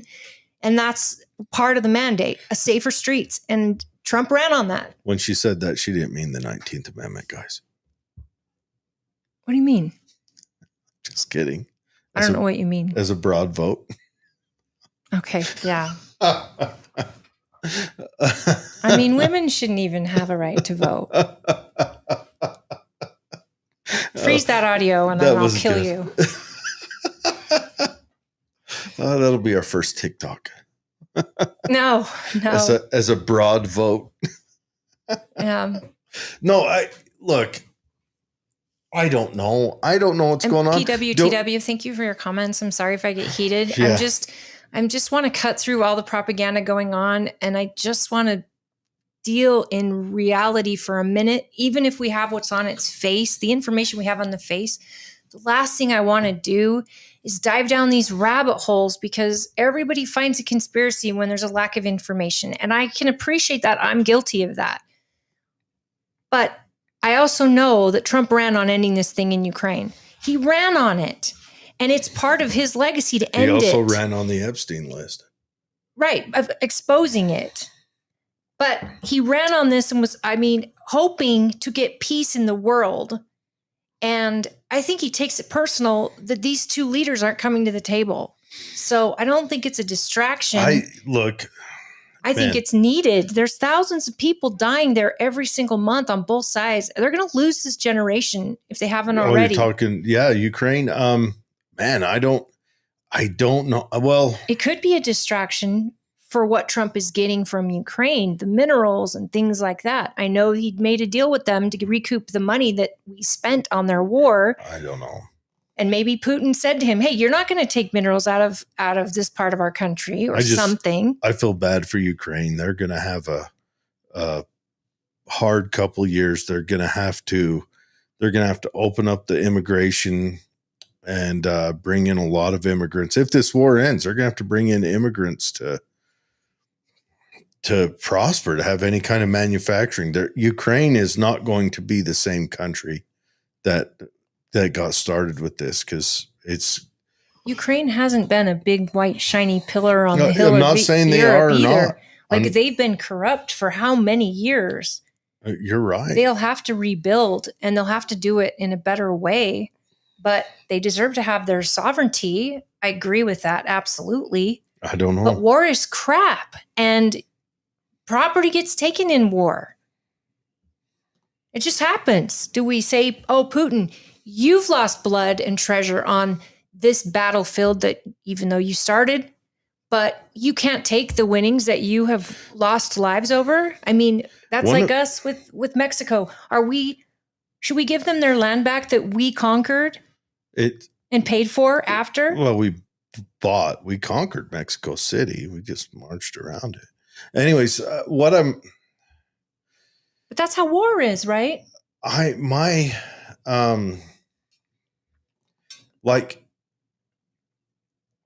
don't know. I don't know where I was going with this.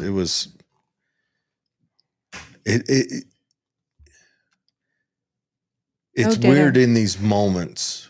You see this going on and people get passionate about it. And then it becomes a historical footnote, which is sad. And Ukraine has lost a generation.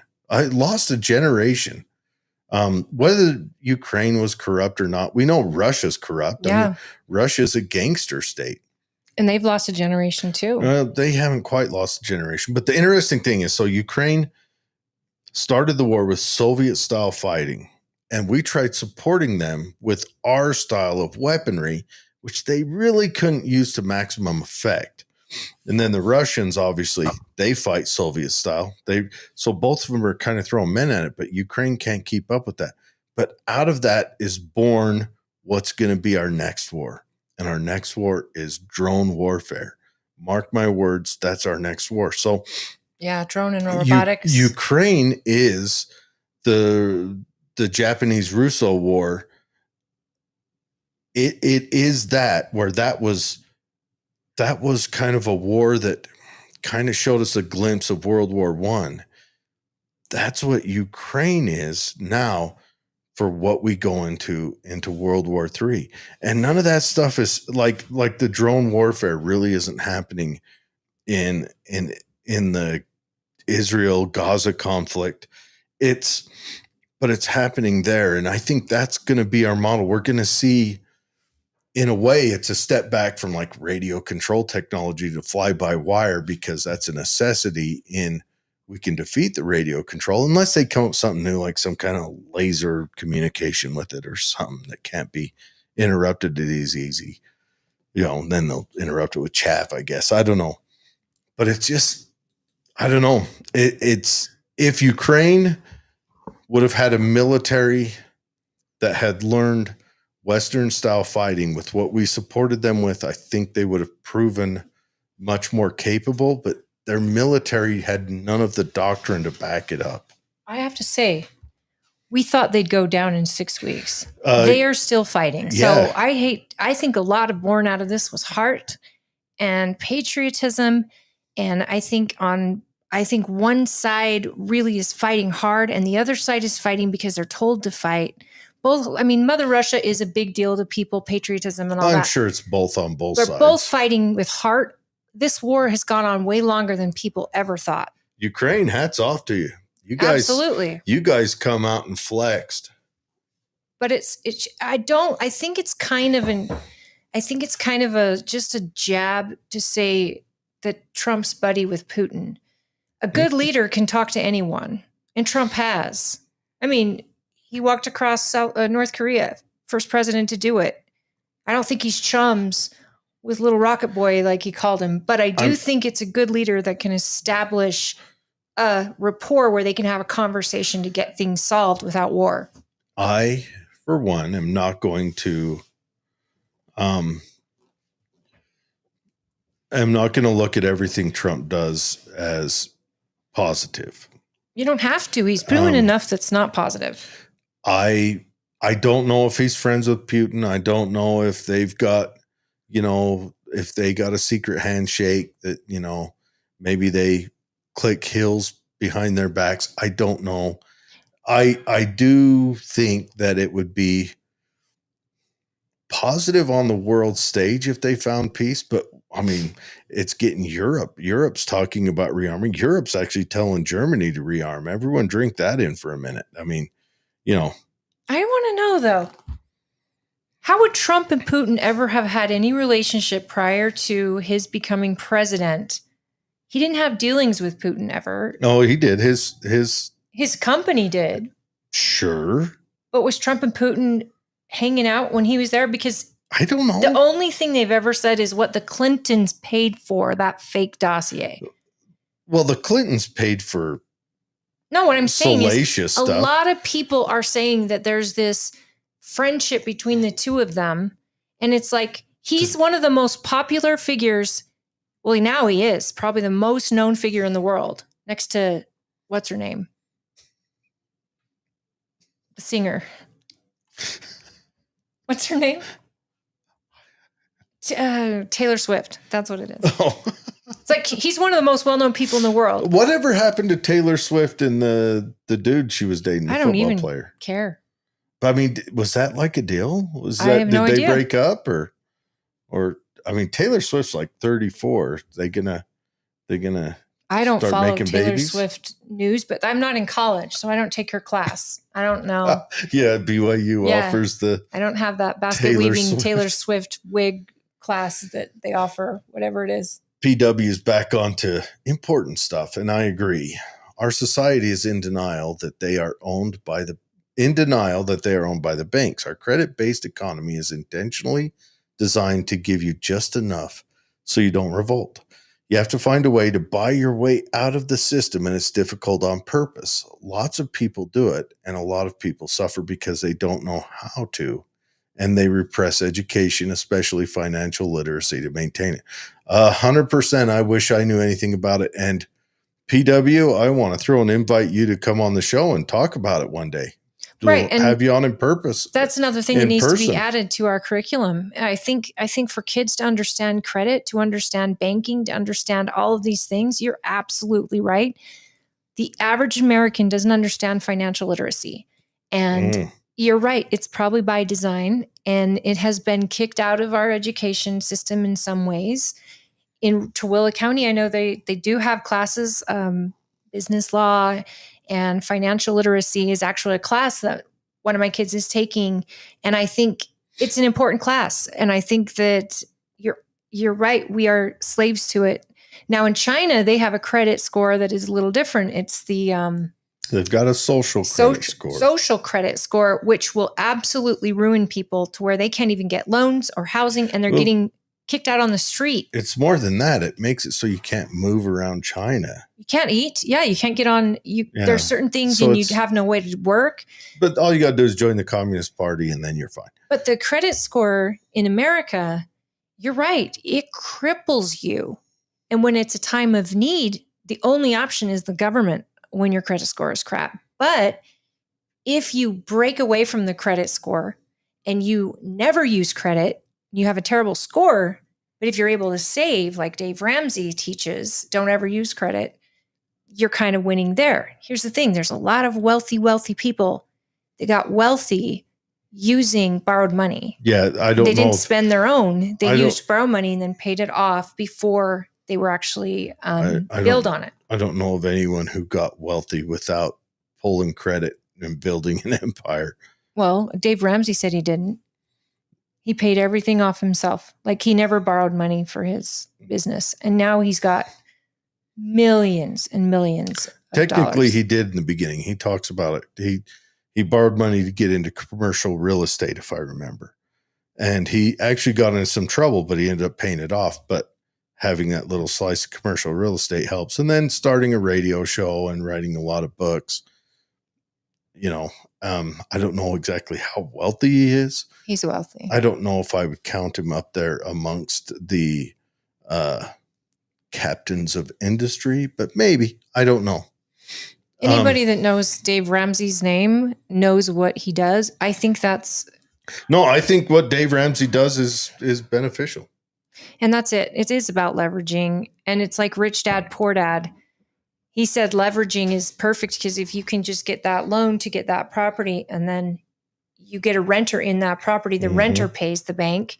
You own the property, so you can sell it. You build equity. And then you build it, you buy another one because you're growing your credit. There is something to it. And it is a game that I think there are people out there that get it, and there's other people that don't even know what they're doing. So how do they teach their kids? That's why I think it should be a mandatory class in school to teach kids about credit, the importance of it, and the reason for it.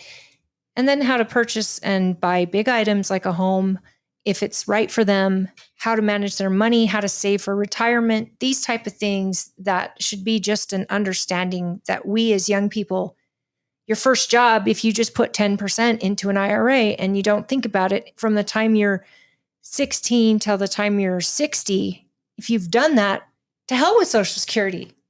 You very well could have created a nest egg for yourself that is quite substantial. And you constantly do the 10%. I mean, and make it higher when you're a single guy or girl. So, yeah, it's going to be interesting to see what comes out. I hope they can stop fighting Ukraine. But on to a cheerier subject, the redistricting in Texas that has everyone up in arms. I love it when you see Illinois' governor on CNN saying, this is awful, this is bad. Even CNN says, you did it. You're considered the worst in the nation. And he's like, they're just throwing up a smoke screen. We're not talking about us. And then I love when Gavin Newsom sends a letter to Greg Abbott and says, if you guys go through with this, I'm going to do it in California. And Gabbard's like, oh, you're going to do it in California? You're going to start? You've done it. In fact, I implore you to do it in California because your last election had a far bigger Republican outreach. You may lose seats, bro. They have redistricted California more times than anyone can even count. So they've already got they've got all their votes. But if they redistricted again, they could lose seats because the Republicans could come in. Yep. Norma says recessions eat your savings. Yes, they do. So does printing money for a virus. But it's neither here nor there. Or spending it like there still is a virus, even though the virus has been under control. So those Democrats from Texas ran to New York. Oh, I think they went to Illinois. Or they went to Illinois where it is redistricted.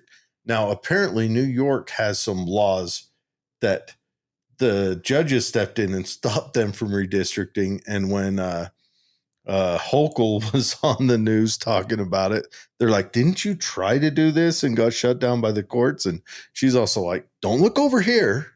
Don't look behind the curtain. The Republicans in Texas were able to convince two Democrats to stay behind, and they had the ability to create a quorum, so they were able to lock in. Now, here's what I think Texas should do. Pass a law that prohibits elected representatives from not showing up for work. I think this they already happened have in the early like 2000s. That, don't they? They did this in the early 2000s. 2003. And they finally came in and they didn't create a law that said you can't leave. What you can't do is leave your post. So when they bring it up now, so that this is what they used against them, but they needed to have a quorum. What they need to do is change it from a 2/3 vote to a quorum. That way, I think they need 11 Democrats for the next gavel in to stay behind for the redistricting. But Governor Abbott has a lot of power, and he could easily get them suspended for not serving the people they represent during session. So he did threaten them with that, and then he filed it. So I'm waiting to see what happens. But states, do whatever they want to do. We redistricted, and I didn't love the redistricting. We didn't get a senator, and we're a Republican stronghold. I was really angry. We had two. However, I do see a gerrymandering happening in both sides. Oh, it's 100% both sides. It's both sides. So if California's going to do it and Illinois is going to do it, why wouldn't red states do it? Was there always this much excitement going on in government when we were younger? Yeah, but I don't think our parents were into it. Well, didn't know. Or was it always this? It seems like it's ratcheted up. Well, I think we've gotten better PR out of the press and the I powers that think be to 24-hour sell press. to the American public what they want their messaging to be. Absolutely. Well, I think the 24-hour press tries to get an eyes on it Absolutely. so that they can sell more. And then you had the internet. So I just remember. I mean, I remember when old Kenneth Starr was going after Clinton. Me too. And it didn't occupy as much space as stuff does now. I don't know. It was on the news every day. I was in It college. was, but and it didn't occupy the same. It seems like now, like you can't turn on anything without hearing about the redistricting in Texas. The news would be like, there was a house fire on this street and nine people got severely burned, but Texas is redistricting and depending on which channel. I don't hear it on the news, but I'm not a news follower, but I have heard it on podcasts that I follow. It's and all over. My brother lives in Texas, so it's something that people that are involved or know what's going on politically in their state have said. Norma says because government is bigger now. Yep, government's bigger. 24-hour news needs to draw eyes to it. Everyone's vested in whether Texas does it or not. And are they rightfully so. I mean, if they do it, the Democrats could lose 5 congressional seats to be taken by Republicans. Old what's that? Crockett, Jasmine Crockett. Yeah, she's out. They redistrict her out. She's done. Like that. See, now you're making me feel and really she was joy. And don't. Because now she's going to have supporters. She's going to make a run for something bigger. Let her. Okay. And so I don't know. Now, not that I think she should have stayed in Congress. I honestly don't care. Texas needs to clean his house. Let them. If you find a congressman or a senator that's not a wolf in sheep's clothing, please let me know, except for probably Thomas Massey. Tim Burchett. He's amazing. Tim Burchett. He is not a wolf in sheep's clothing. He isn't. He is a lion. And he's badass. I like Thomas Massey. I don't hide that. Well, Tim's in Congress and Thomas is in Senate, right? No, Thomas Massey's in Congress. Is he? I thought he was a senator. No, that you're thinking Rand Paul. Okay, you're right. What am I thinking? They're both Kentucky. Yes. Well, and Utah could redistrict. You can redistrict anytime. We normally redistrict every 10 years after the census. That's when you do a redistricting. We might get another congressman out of this next census. I'd like to get a senator, at least in our county, that's just over our county and not divide us up. Well, we only get 2 senators. I'm talking about state. That was our biggest senators. Poll. Okay. Our biggest poll was redistricting was to get Tooele County its own senator because we have them kind of spread out. Remember, we're of lesser value. Well, and Celeste's area to have 4 congressional seats is okay, but I think Celeste's area is all the way from North Salt Lake clear down to St. George, and it's wait a minute, that's huge. It's a big slice, a slice of land where no one is, but we might get another congressman. We've had a population boom. We might end up with population worthy of another congressman. If Utah wanted to redistrict right now, they could. If Texas wants to redistrict right now, they can. Well, I don't know. I don't even know if we need to redistrict for it. I think we've just had enough population.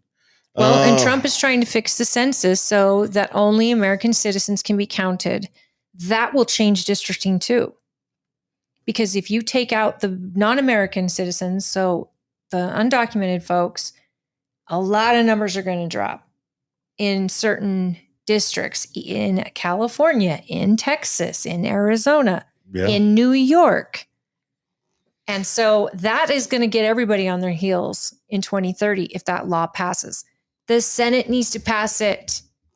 We should be counting American citizens for representation.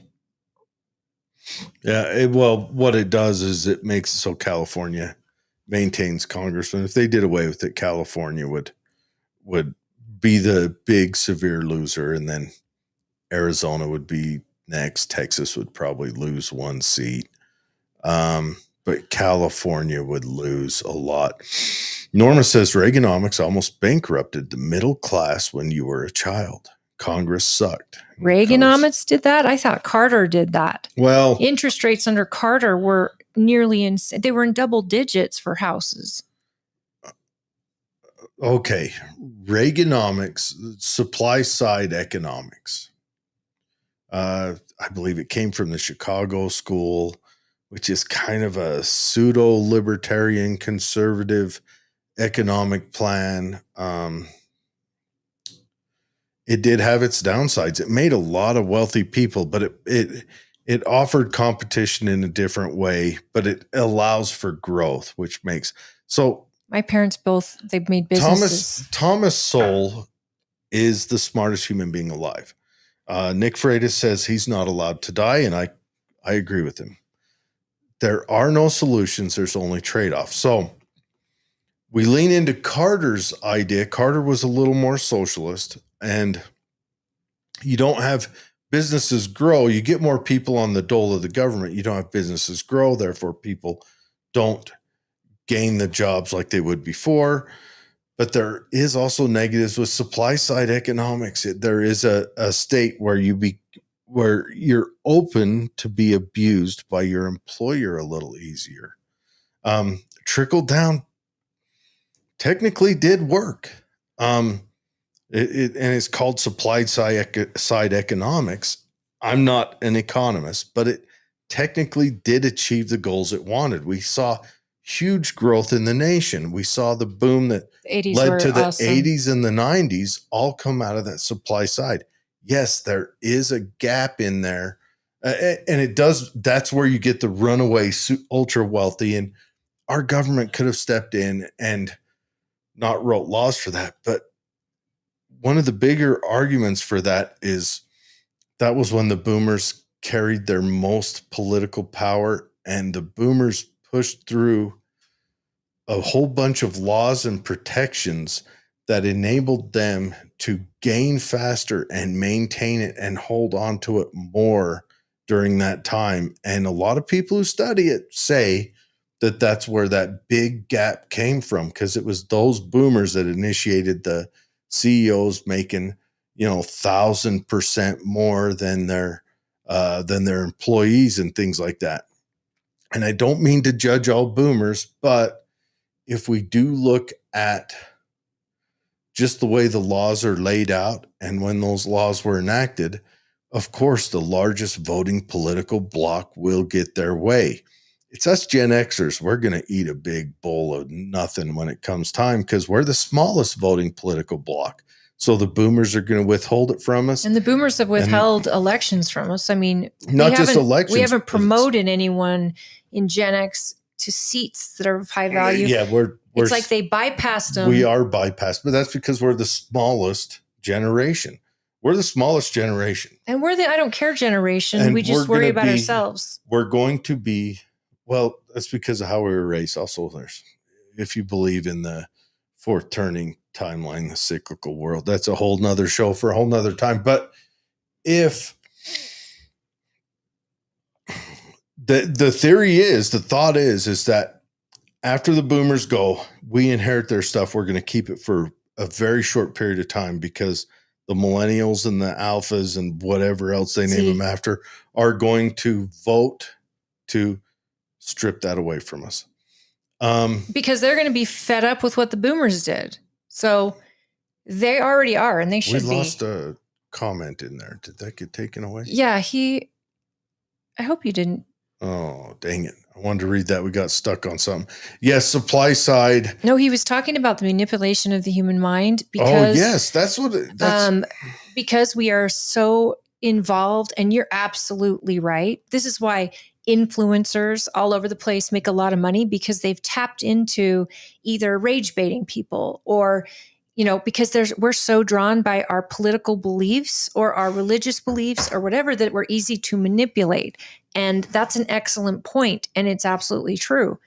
That's why when I get heated about something, I have to take a step back and I have to try to look at it from both sides, because I know we're getting fed propaganda to move us towards something or push us back from something. That's something I'm highly aware of. Or to And that's taken a just lot of years to distract us. realize it. And distraction, absolutely.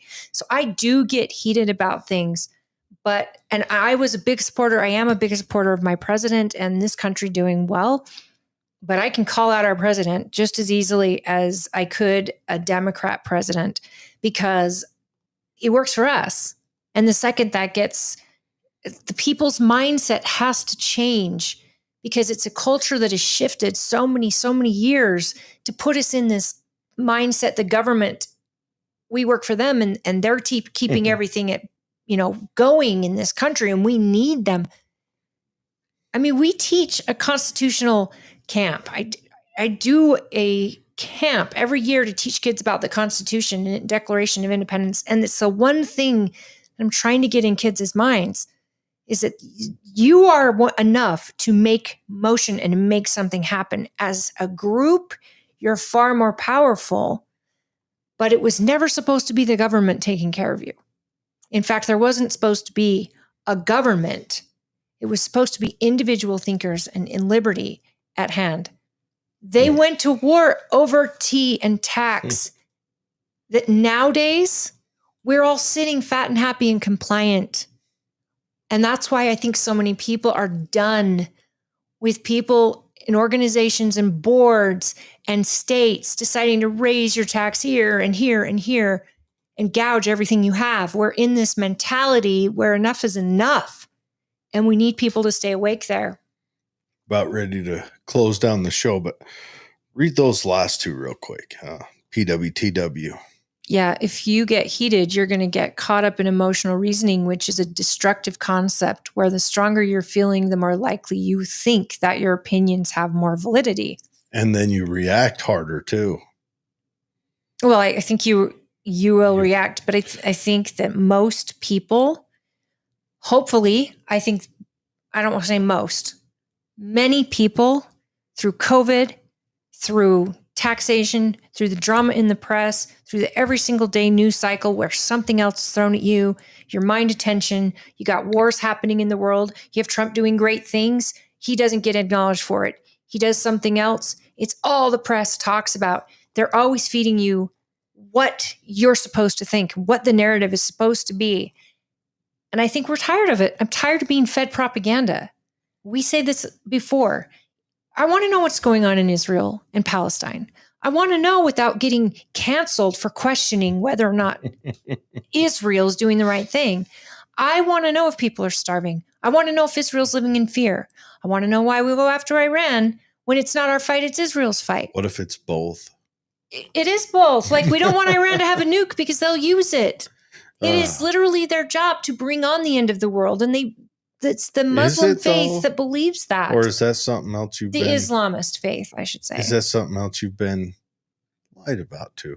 Like remember old W? Remember what he called Islam? What? The religion of peace. Well, that's what Muslims call it. They say it's a peaceful religion, but Islamists don't. He started that. That is written History nowhere in their is Quran. Written by the people who survive. No, he would call it that, hoping to goad them into being that. We really don't know why he would do it. There's always a bigger plan. Yeah, sure. Norma says, we needed Doge and we continue to need Doge. I'm still pissed that the Republicans took every cut that Doge found and spent it twice. That makes me mad. That's why I'm not a Republican.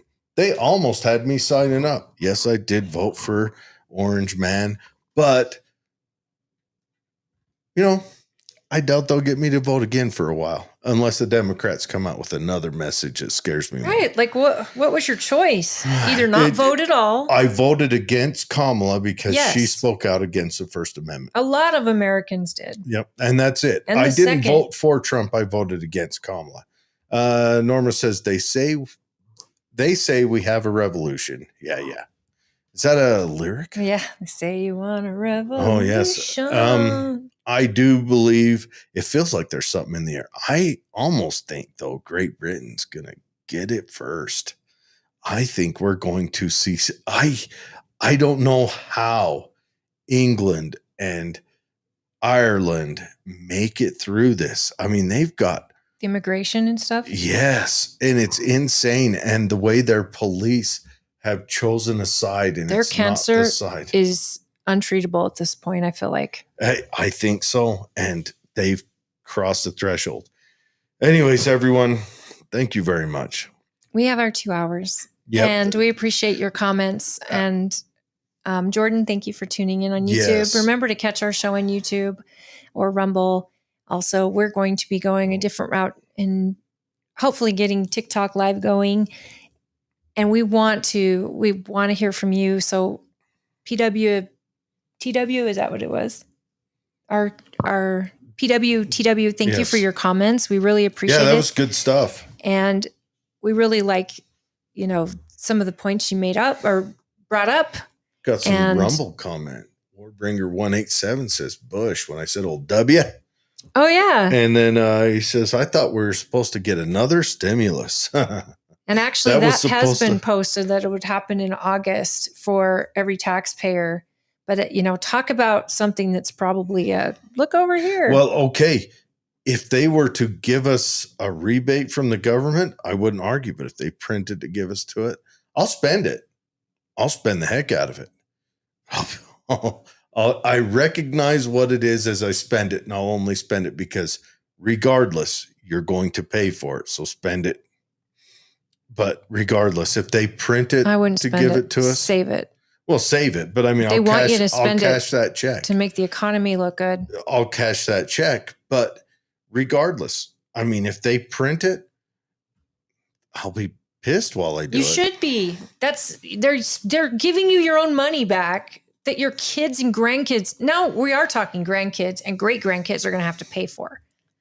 It's going to be Generation Z that goes, or Alpha probably, I that would says, like I'm to know done with who this. PWTW says we need to go to Europe. You'll realize how actually so far behind we are as a culture, especially in Utah due to lack of diversity.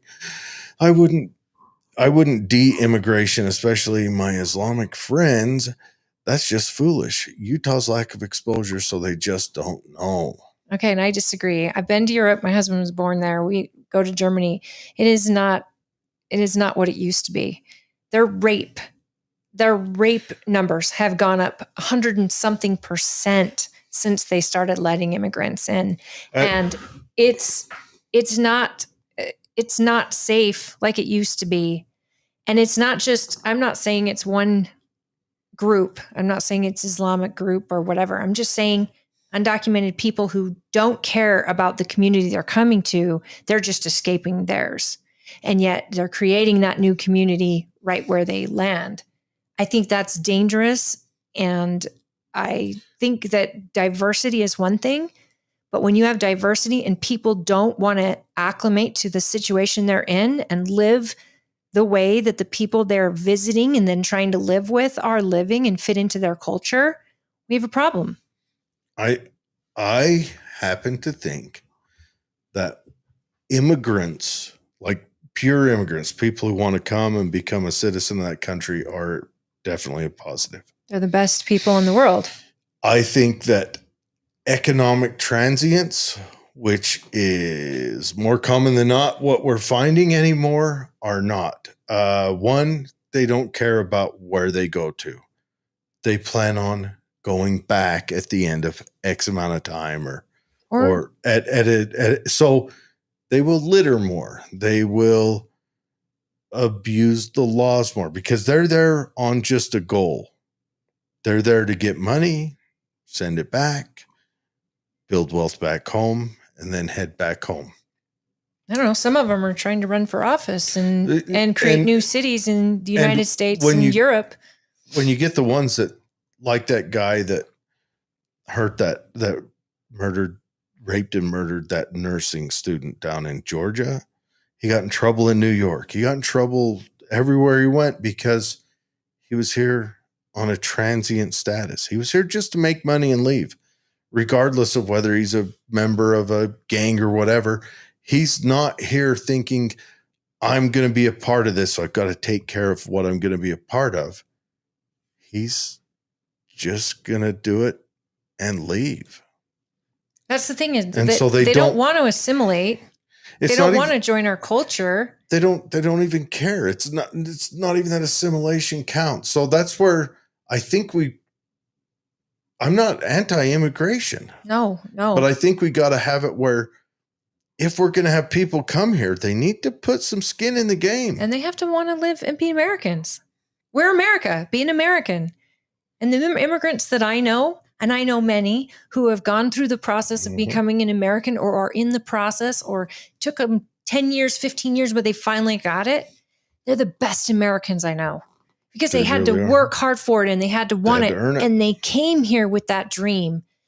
And it's better than where they came from and they want it.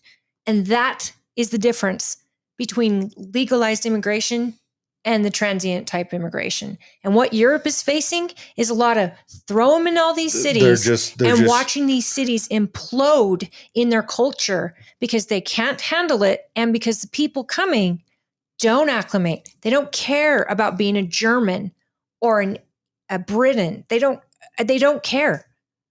They are going to continue what they do in their own culture and expect those around them to accept it. You can't bring in. And heaven forbid you as the government says, we're not doing this here. I don't care where you came from. We're not tolerating this, because then you are considered a racist and then when or a xenophobe.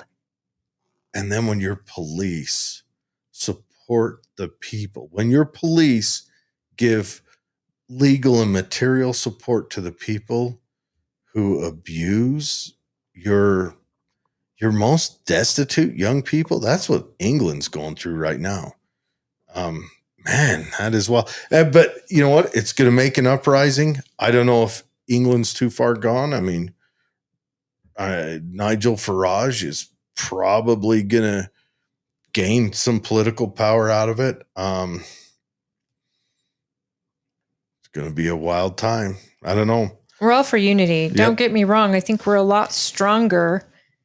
We're a lot stronger together, but we all have to fight for something. Yeah. You don't fight. I mean, literally, you've got people in, where is it, Michigan or Minnesota that turn into little Somalia. And what's her name?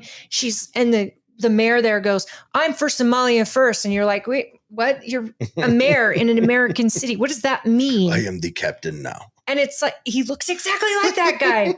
I know he does. And it's like, what do you mean? We're all from other places. It was a joke. My family's from Europe.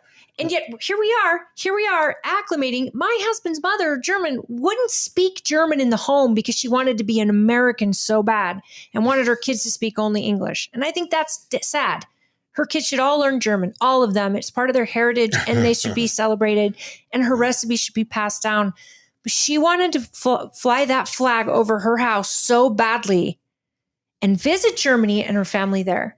But she wanted to be an American so badly. And that was our older generations believed in that. These younger generations, look at all the protests for immigration and they're all waving Mexican flags. What? Well, you can't have open borders in a welfare state. There aren't borders, or there's only closed borders in all these states that these people are leaving. They all had to jump a wall, and it's usually their own wall. Mexico City's talking about kicking U.S. citizens out now. Go ahead, say goodbye to your economy. Don't let tourism come into Mexico anymore from Americans. And watch cities close. The rich Americans have ruined their economy. That's why they want to kick them out. Go ahead. It's your country. Do it. They've made it so that the average citizen down there can't afford to live. Mexico doesn't let citizens own property there. And so if they do, they've paid someone else off. But